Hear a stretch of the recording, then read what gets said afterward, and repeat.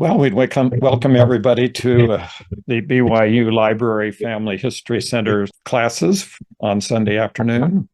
They recorded and available. Today's class will be on the strategy of using AI for genealogical research specifically. And I would just say this, that the AI uses for genealogy are not what you're reading or seeing in the news. I mean, this is an AI generated image. I really haven't been able to figure out any genealogical content for this or reason for getting it. I use the AI image generators for images for my presentations. There's a couple of reasons for that. One is it takes a great deal of time sometimes to find a specific image that is appropriate. It has to be in the public domain because I can't use any image that is copyright protected.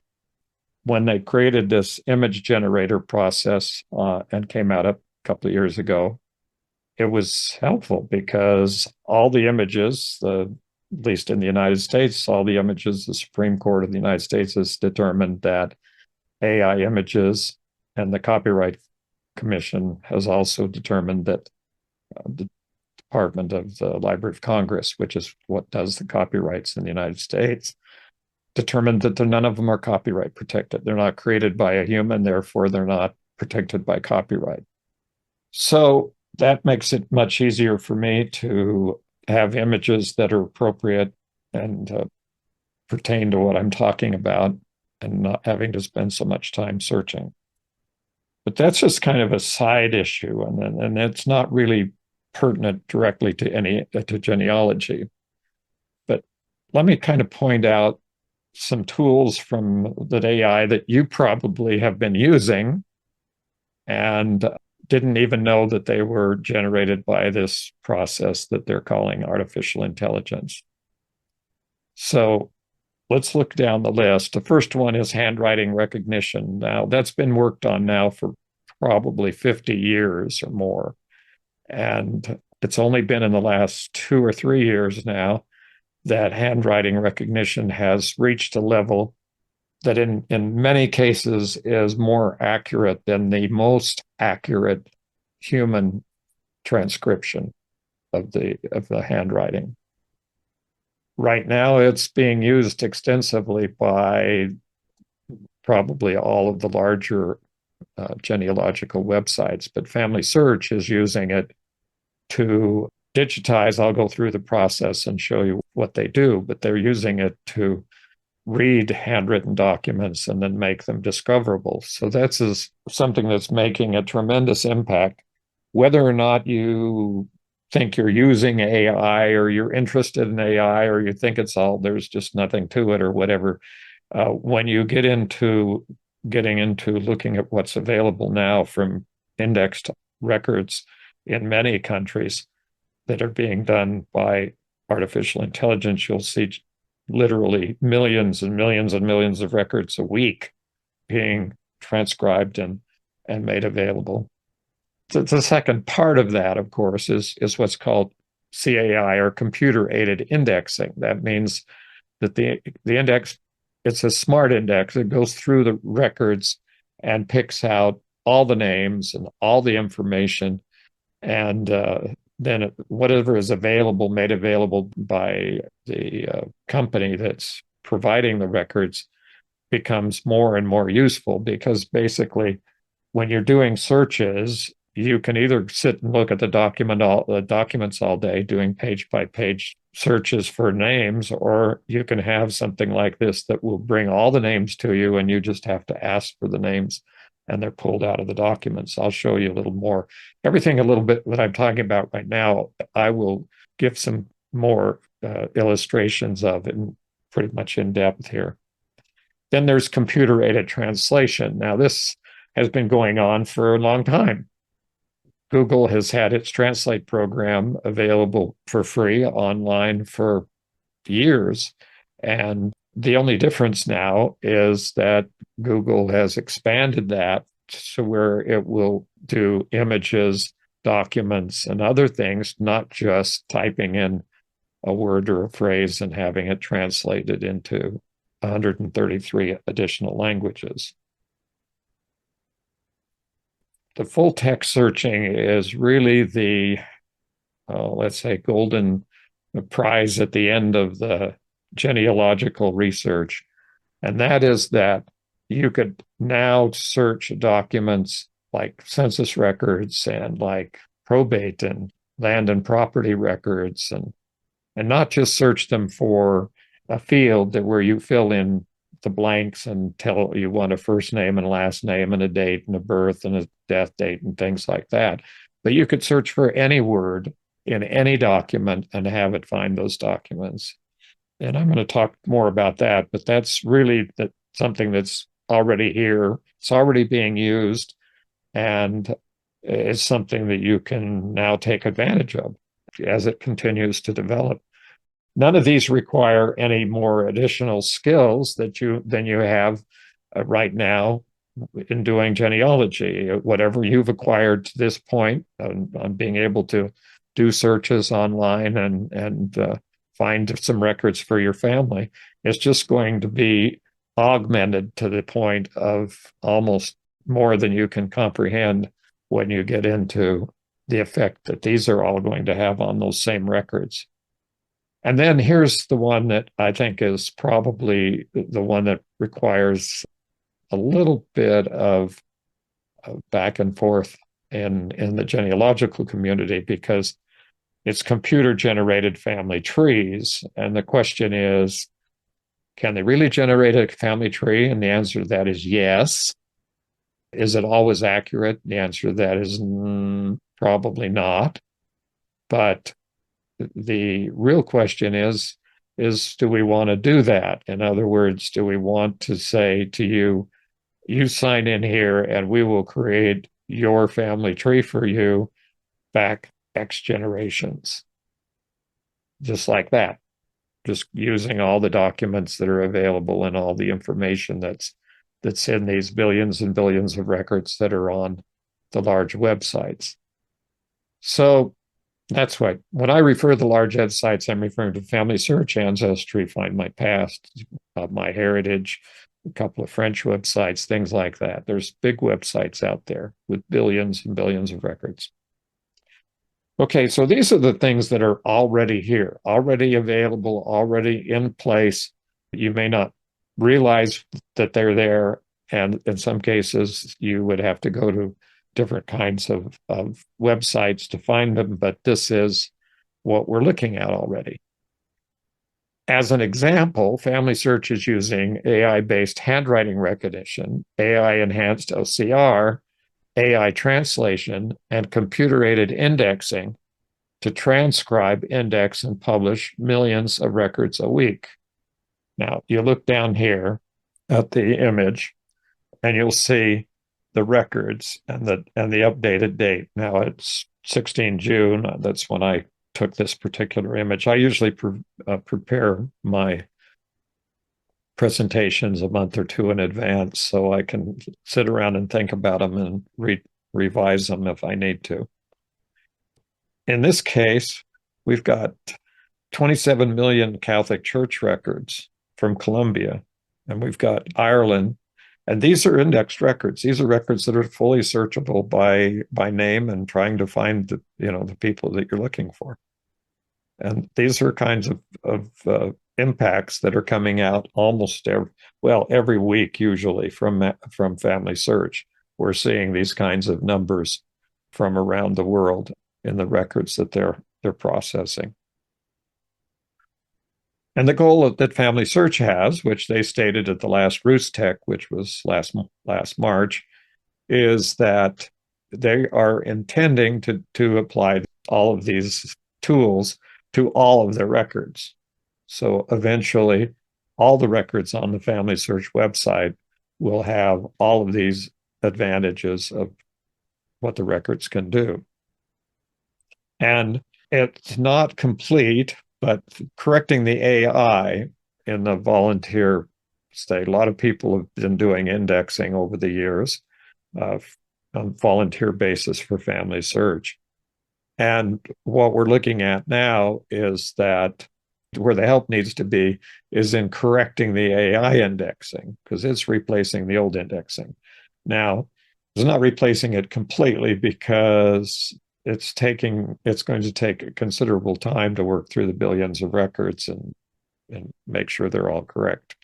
So it's just a process here, but I'd say it's replacing the old indexing process, and it's going to do that kind of incrementally over the next few couple of years.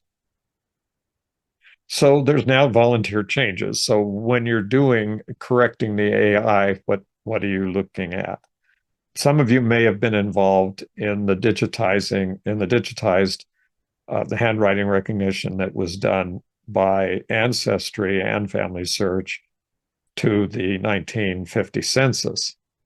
And one of the things that was necessary was to go through and check the AI inputs that had come through. And if you did that, this is the same process that now part of the get involved portion of the Family Search website. So now we're able to go through and do this checking.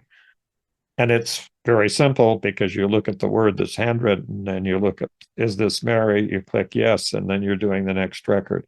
There's no sitting there trying to read the handwriting, except unless it is so bad that neither you nor the computer can read it, which is possible. So this is what happens when you get into it. You go into the get involved portion of the Family Search website, and you can then start doing quick name review. And you can tell that I don't spend a lot of time doing this. Unfortunately, it would be a lot of fun if I did, but I've got a lot of other things to do right now. You can also go in and specify which location or what you'd like to look at. So if you like to look at Spanish speaking languages in Spanish, or documents in English, or whichever one, anyway, you can specify some details about where you want to do that. So this is something that happens very quickly, because the document pops up. It pops up with the transcription of the name, and all you have to do is look at the name and see if it's the same. And for someone that is familiar with old handwriting, and not even so that old handwriting, it can be very, very fast. If it isn't, then it may be a kind of an instructional thing to you on how to read old handwriting, because if you go through this process, you'd be seeing a lot of examples of what we thought that the computers thought that word was.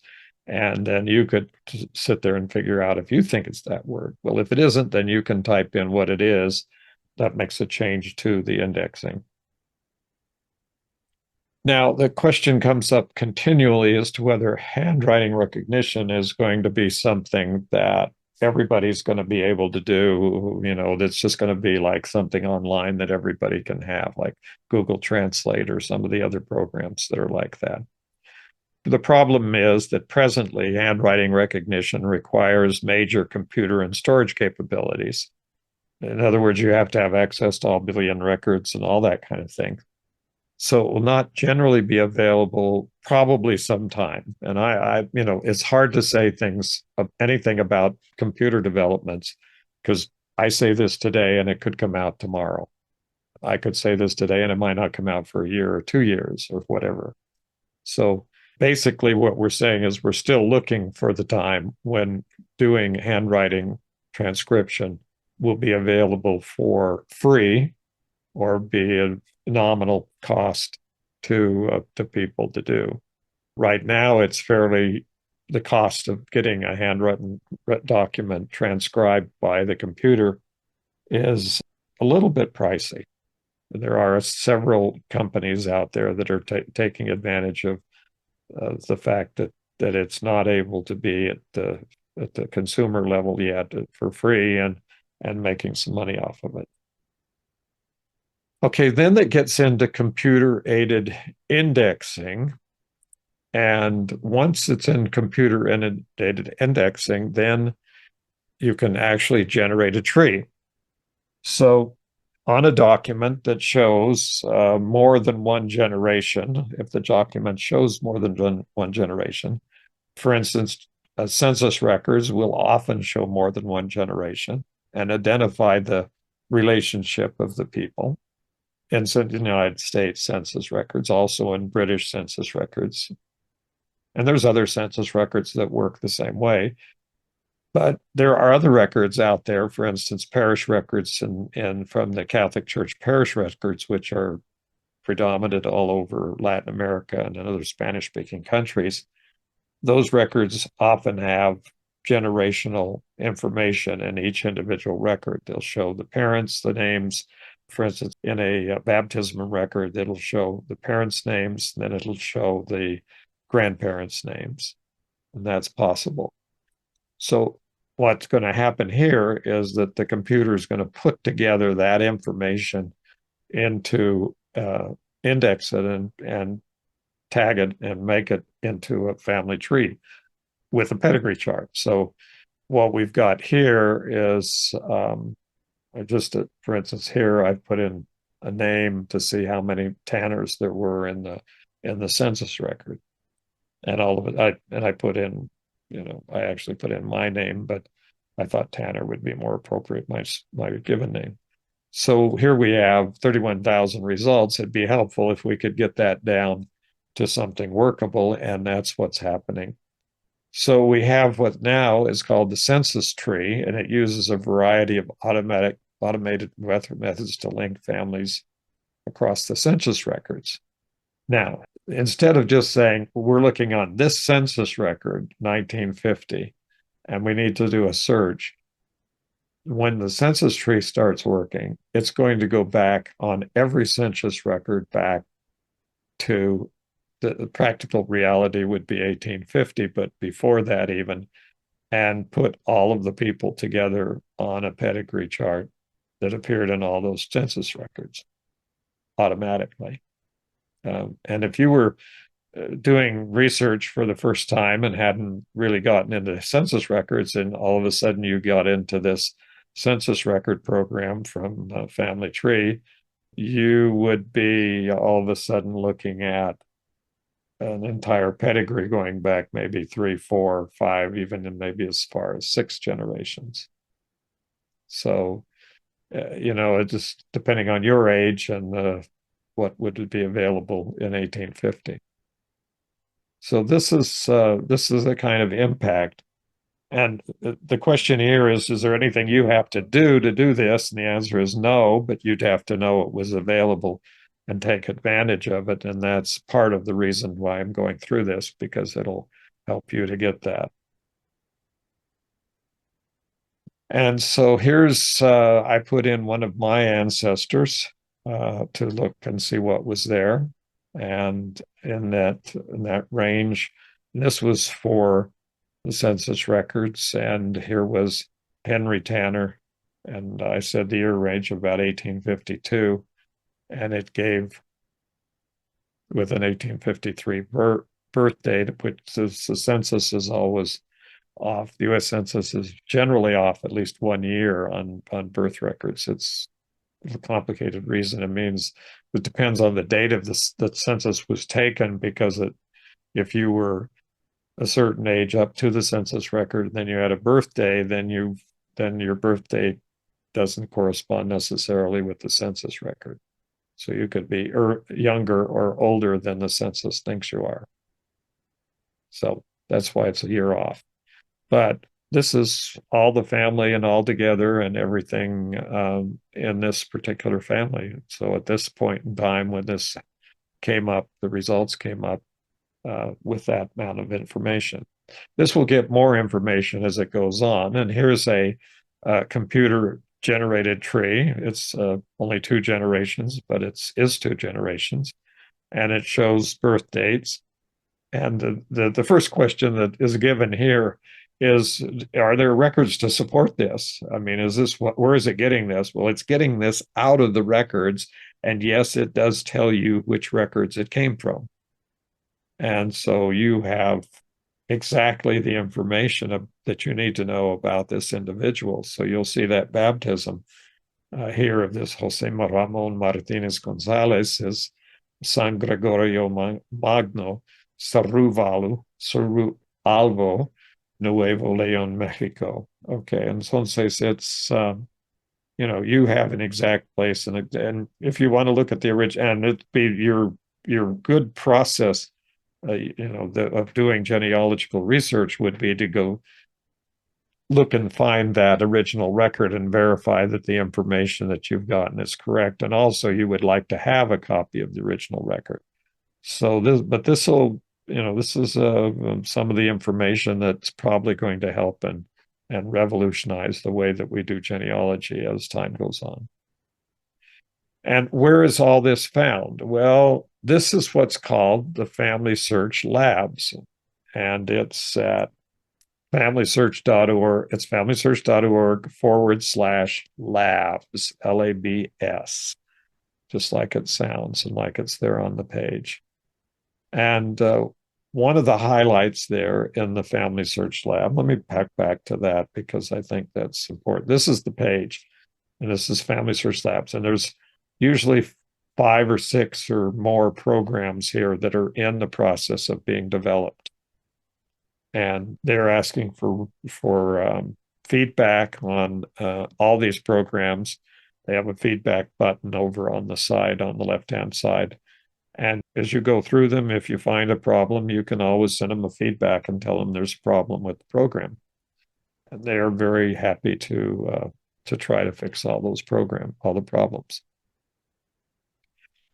Probably from the pure research standpoint, what I've already mentioned is this full text research. And full text means every word. Now, okay, when you say that gives you the connotation that every word, well, if you wanted to look for the or an or under, like words like common text, no. The programs are going to, I suppose you could search for those words, but the idea here is that every word in the document is searchable. And so that makes the document, in a sense, transparent to searches. Now, the problem and the challenge here is how to make those records, the full text search records, so that when you apply the what we would call filters, telling you what you're not interested in looking at, then how that will affect the search. And now maybe this is be considered to be a little bit technical. It's actually what you do when you're doing a Google search or any other search on a computer. You are trying to think, what would be there? In other words, I'm trying to find out this closest fast food place to my home. Then I can ask that question, what's fast food near me, on the Google, and it will tell me a bunch of different places to go get fast food, especially here in Utah Valley, where they have almost every fast food joint in the world. In any way, so full text is, in a sense, doing that with the entire content of documents, historical documents. And here's, for example, one of the sets of historical documents that has already been made available are land and property records and probate records in the United States. As is getting larger and larger all the time. But initially, there was some questions. Okay, so I decided to try this, and I was looking for one of my direct line ancestors. In fact, the one that's at the end of the line, his name is William Tanner, and he was in Rhode Island, and he was there in about 1728. And this document came up as a result of the search that I did through the full text search. Now, one thing I can say is that I have never seen this document before. I don't know that I would have had the time and the effort to go through page by page to just for the chance that my ancestor may have had this kind of record in the land and property records for Rhode Island. But this is something that I found rather quickly. And it is a document that I am absolutely sure no one has ever seen since it was created, that with regards to genealogy. I've never seen a reference to it in anybody's list of sources for any of the people involved. So here's a priceless document for genealogical research. Why is that important for me? Is that it shows my ancestor's name, it shows his wife's name, and it shows his eldest son's name. And those three correspond to the names of the people that I already knew from other sources. But this confirms another confirmation of the structure of that family, and it tells us exactly where they were at an exact date with the name of his wife, which is something that's been under controversy for almost 100 years, or probably so. Okay, so this amazing process. And, if you want to talk about it being technical, it's not any more technical than doing any other search. You just have to go through and do the search and see. It's always the question of the computer will answer exactly what you ask. And so it's always a question of changing what you ask to to get the computer to give you information that you think you have and you might be able to use.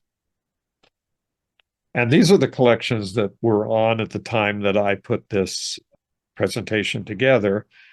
And we're talking about millions and millions and millions of records across the whole country. So U.S. land and probate records from 1630 to 1975 is gigantic collection of land and property and probate records. It's into the billions of records. And the Mexican notarial records from 1600 to 1909. Now, these records are extraordinarily helpful when you get a full text search. The reason being that there's no real form to them. There's no way that they're always put together. The fact is, and maybe should explain notarial records. The notary is a person who is official government representative who certifies that letters and documents and signatures are accurate according to the law. And in Mexico and other Latin American countries, the notaries practically have to stamp every single document that's ever created. So from birth to death, people are having to go to a notary to get a document certified. The United States has a lot of notarized records, but our notary system is not as ingrained into the overall legal system as it is in Mexico and other Latin American countries.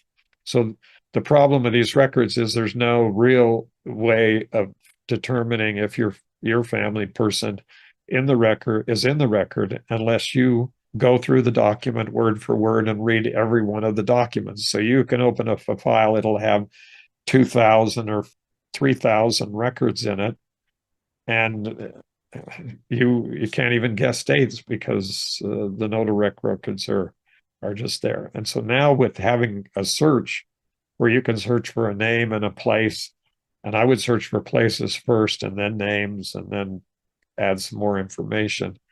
And then you can probably narrow it down to where you can find your notary records. This is all still in the computer labs, in family search labs websites. So it's not finalized and it's still evolving, but it'll get better and better as it goes along. The other one that's important is U.S. plantation records. Now, this came up in the context of doing records for African American research because it's obvious question. When there were enslaved people were treated as property. So they show up in land and they show up in probate records and they show up on the plantation records as property. So this program was for beta copied out to some African American researchers. They did this before RootsTech. And then they came to RootsTech and said this would have produced hundreds and hundreds of names of people that had never been found previously. And so basically, this is a new world. This is something that we've got. And we've got the same thing for Australia probates from Victoria, and then Auckland, New Zealand wills and probates. And I don't know if they go beyond the New South Wales or whether they go with past the province in Auckland. I haven't looked at those two record sets. So this is another one. This is another labs document. And these are all things that are still right there, right now. When you finish with the presentation here today, you could jump on and try these out and see how they do for you. Now, this one is even more interesting because this is an AI search and it gives you a lot more control over finding things on the familysearch.org website. Okay. It comes up like this. It says, how can I help you today? And it says, I use information from Help Center, the Help Center, Wiki, RootsTech, and more to find you answers. If you have been working with the Family Search website for any time period, you will realize all of a sudden that you have a question about how to do something and how Family Search has created whatever it is that's on Family Search that you can't figure out. Any question you can possibly conceive about Family Search, and it could be in the wiki or in the RootsTech thousands of videos that are in the RootsTech catalog. So basically here you can now ask questions in words and what we call natural language. So you can go in there and say, tell me about how to do merges. And then it will come back and go through all of the website and come up with some suggestions for starting that. And you can carry on that conversation and ask for more detail or ask questions and get into more and more of the documents that are available on the website. So this is something that I've already started using on more than one occasion when I just say, well, I know that's on something on that Family Search has, and I just can't remember how I asked for it. How do I get into it? And so that's a major question. Now let's kind of take a mud jump. So those were all programs that are now part of Family Search sort of universe, and they're all things that are credibly available and are ready to start using. They may not be in final form yet, but they're very useful even in their not final form, as illustrated by the documents we got. So let's take a little jump here, and this time to another program that's tremendously helpful to doing genealogical research, especially if you get back into languages that isn't the language you speak. So if you go back in time, I would guess here in the United States that the chances of you running into a language you don't understand is going to be fairly high. If all of your ancestors were English speaking back, and none of your ancestors came from non-English speaking countries, you'd still run into problems when you got back far enough when language changed from English to Middle English, then to Old English. But that's a different problem. Here we're going directly to other languages that are out there. And I use this continually. The Translate is my program that I like to have. But the thing that's been added to it, let me make this comment first. The translations are not literature level. In other words, always I hear back from people, it doesn't come back with a very good translation because my answer is, we're not trying to get it to publication level. All I want to know is what's in there. I just want to know what it means. I don't care if it's not a wonderful translation, as long as it gives me an idea of what I'm looking for in a language. So let's try to see.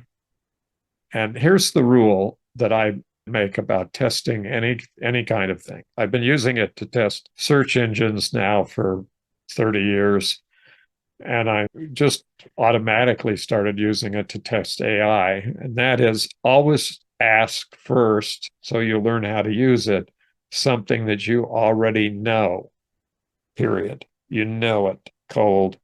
You don't have to go look it up or anything. You just ask a question you already know and see if it will answer your question that you already know. That makes it possible for you to then start understanding how to communicate with the parts of the program that talk. You'll notice I haven't used the word chatbot or any of that yet. I'm not there yet, but we'll get to that in just a few minutes. I'm just going to have to keep moving here.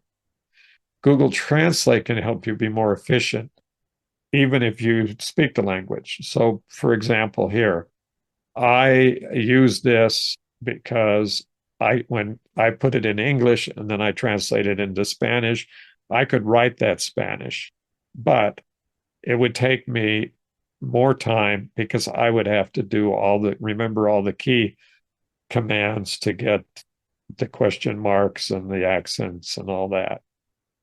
And other languages are even more difficult than that. So here's just a simple way that it's been able to help me in my life of doing a lot of things. Since I do Spanish language consultations almost every week, week after week, I usually schedule 8 a week, and for the Family Search Library in Salt Lake City. So I'm always looking up stuff in Spanish. Now, the question is, can you use another program? Like this is Gemini, and now we're getting into what we call the chatbot. And the chatbot is usually a jargon term for talking to the computer. So we're going to talk to the computer, and I'm going to say, translate this text into Spanish. And it did a good job. It has the same meaning that I had from the Google Translate meeting. But what if I go to Copilot, which is another chatbot on Microsoft? And Microsoft Copilot's free on the Edge browser, and the Gemini one is also free. So with the program, obviously computers aren't free because you've got to pay to connect and all that stuff. But anyway, so here's my thing that I tried, and it came out the same. So translating, let's call it simple phrases, are possible in most of these languages, in most of these programs. I don't know how many languages Microsoft has, but Google has 133 different languages. Now let's see if we're going to do something a little more difficult. This is something you might end up running into as a genealogist, and that is, let's look at how Gemini and Translate can be used to work with research in Hungary, or Major-Rorschach.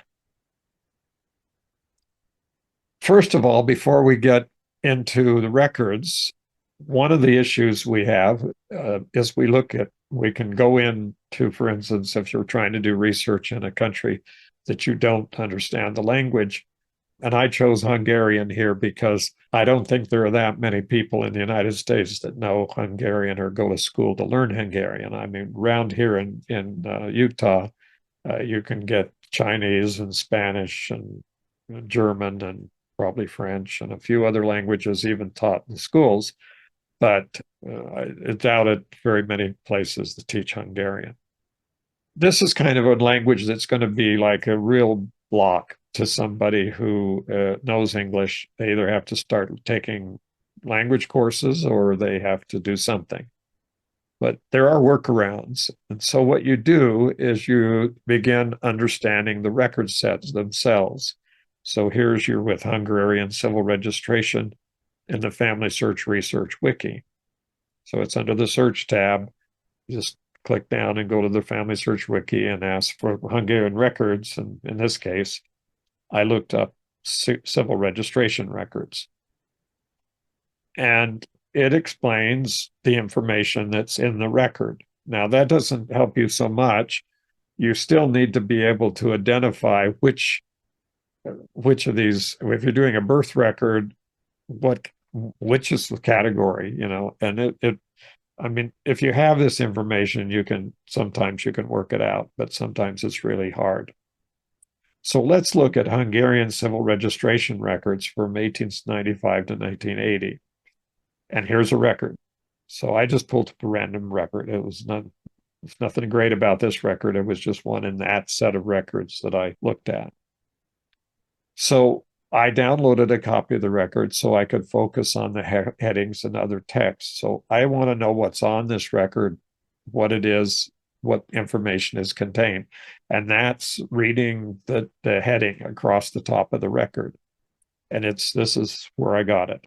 This is this particular group of records on marriages. So here, then I took a screen capture program. They have a number of utilities right on the computer, either a Mac or PC.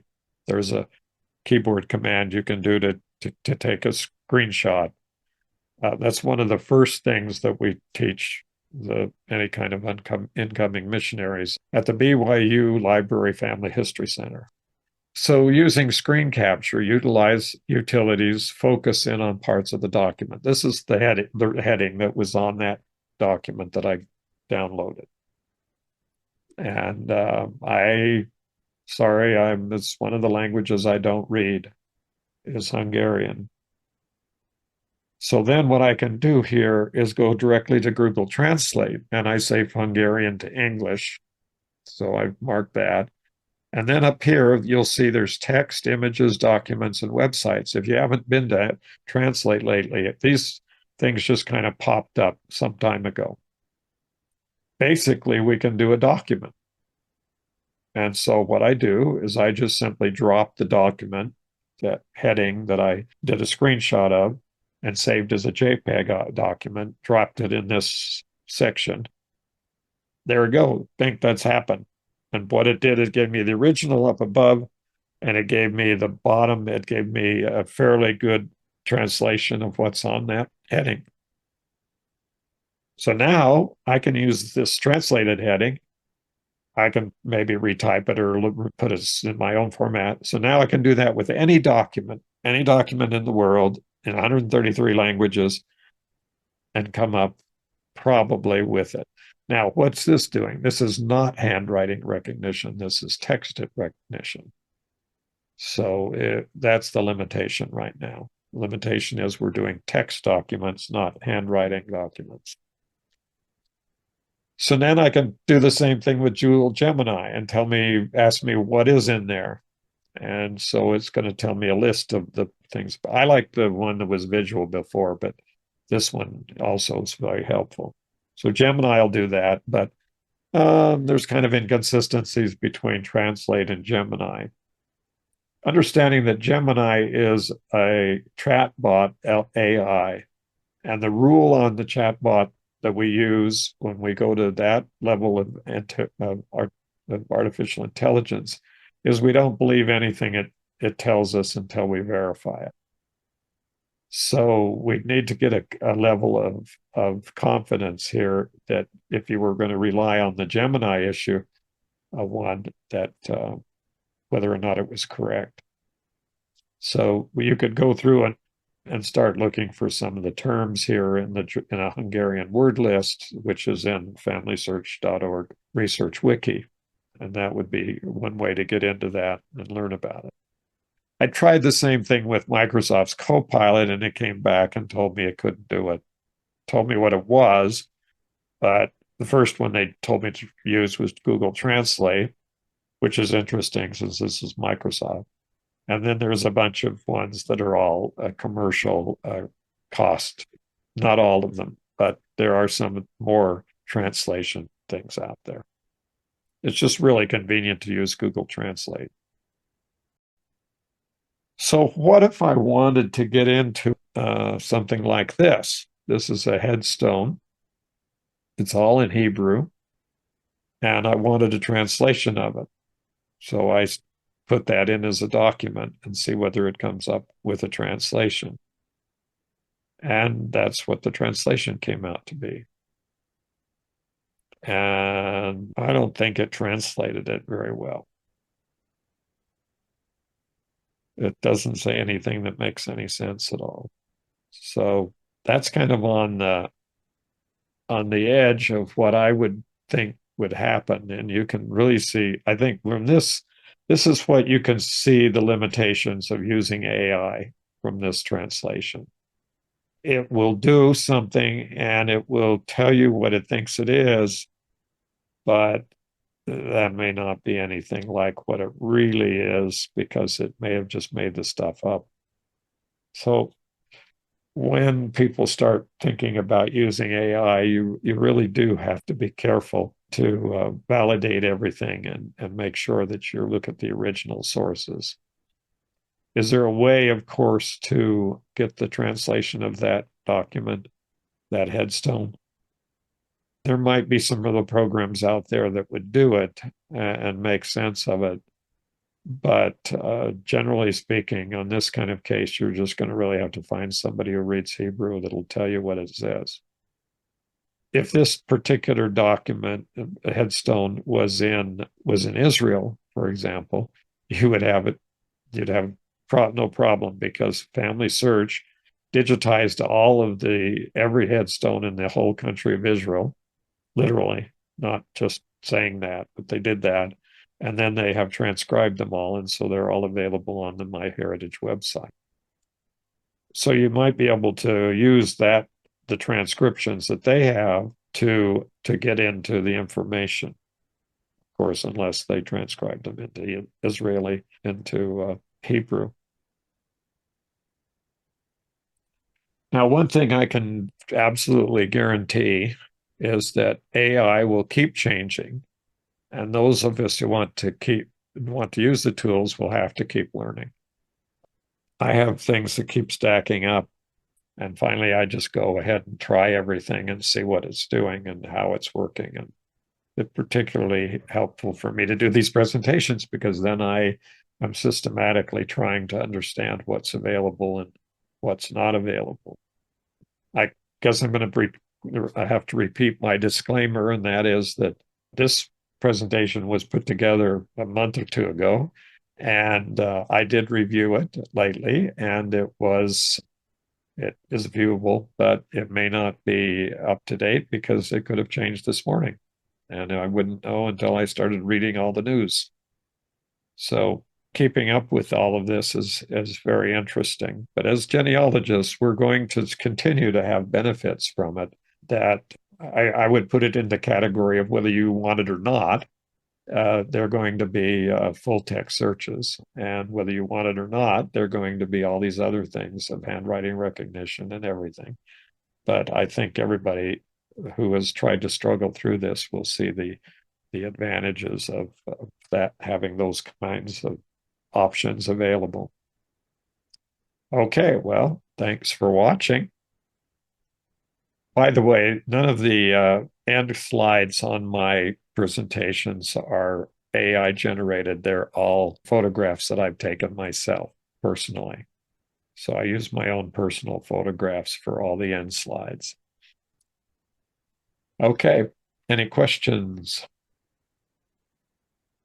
Will they be doing England records? Yeah, England records. Yes, I assume they will be doing England records, except in England we have a lot of copyright issues that other countries don't have, even more than some other countries have. And so some of the records may or may or not. I can't answer the whole question because the answer isn't a practical issue of whether they could do them. The question is whether they can do them and legally have that information. Okay, so that's where we're at with England. How does the full text search of a land record result look like? Are the side notations included? Yes, the FINS full text is a full text. What that means is all the writing in the document is read by the text. And so the answer is yes, you would probably be able to find anything that was even a notation on the text. It's anything. And what I've looked at so far is all I can say is I found documents that I would never have found in the rest of my life because they're documents that I would have had to have gone page by page to look for. And I didn't even know that I needed to go page by page to look for. And that was the catch.